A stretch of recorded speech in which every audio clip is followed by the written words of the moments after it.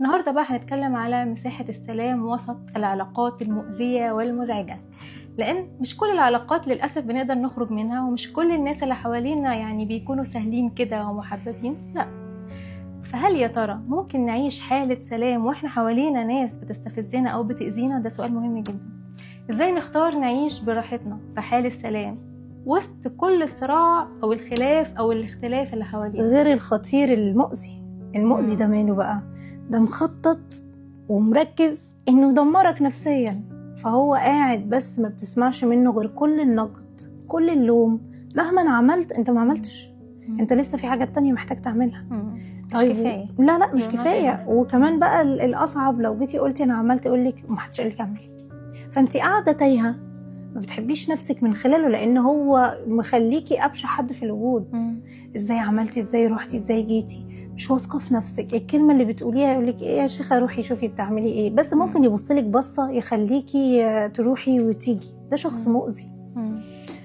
انا مهم اعرف الطريقه اللي انا محتاجه اتعامل بيها مع الشخص المؤذي ما ده. بقى العلاقات اللي ما ينفعش خالص انها تتقطع، اب، اخ، نقول زوج برضو من العلاقات دي، لان مش سهل ابدا ان احنا ناخد قرار بالانفصال، لان اللي هتتكلمي فيه النهارده سبل حلول كتير قوي، لما نعملها كلها بقى وتفشل ساعتها نفكر في حاجه تانية. مهم اعرف اول حاجه، لو احنا مشيناها بالترتيب، انا مين وعارف نفسي، هعرف انه انا في علاقه اصلا مؤذيه. لان للاسف ساعات كتير ناس بتبقى في العلاقه المؤذيه مصدقه اللي بيتقال، بتبقى مقتنعه ان هي كده. اعرف نفسك عشان تعرف تتفادى اللي بيحصل ده كله. طيب لو بابا وماما واخواتي وجوزي، محتاج اعمل ايه؟ الحدود يا جماعة، بس بالراحة، والله مش بنحطها كده وما تقربش، بالراحة. اتعلم تقول لا. الطرف التاني بيلعب على ان هو يحسسك ان انت عملت جريمة. يعني انا مثلا امك، ازاي يعني اقول لك على حاجة وما تعملهاش؟ انا بقول لك عايزاك، وانا عارف نفسي بقى وفاهم الحكاية من البداية. نرجع للحلقات اللي فاتت، هعرف ارد واقول لا والله يا ماما ده انتي خاطرك على راسي، بس انا تعبان، انا رضيتها وسكتت. لو فضلت مكملة على اللاين ده، خلاص انت عملت، ونيتك من جوه بر ليها او نيتك بر لبابا. فاعرفوا بس ايه، ما تجوش على نفسكم، لان للاسف لو انا جيت على نفسي هيتطلب منك يلا تاني. فمن البدايه لا، احترم نفسك الاول واحترم قدراتك وافهمها وطبطب عليه عشان اللي حواليك يطبطبوا عليك. الجزء المهم هنا ان يعني متوقع من الطرف الاخر ان هو هيمارس شويه ضغط عليك، علشان بالضبط. الحدود دي بتضايق الناس. يعني ليه بقى؟ لان انا اي حاجه انت مستباح طول الوقت، فيعني ايه ما تبقاش متاح كده فجاه. فهمارس ضغط عليك علشان تحقق لي اللي انا عايزه. بالظبط. فلو انا عارف نفسي وعارف قيمي وعارف محدد انا عايز اعمل ايه اصلا، وحاطط حدود ليه، مش هعرف احافظ عليه. لان احنا لما بنتزن ما بحتاجش ابرر.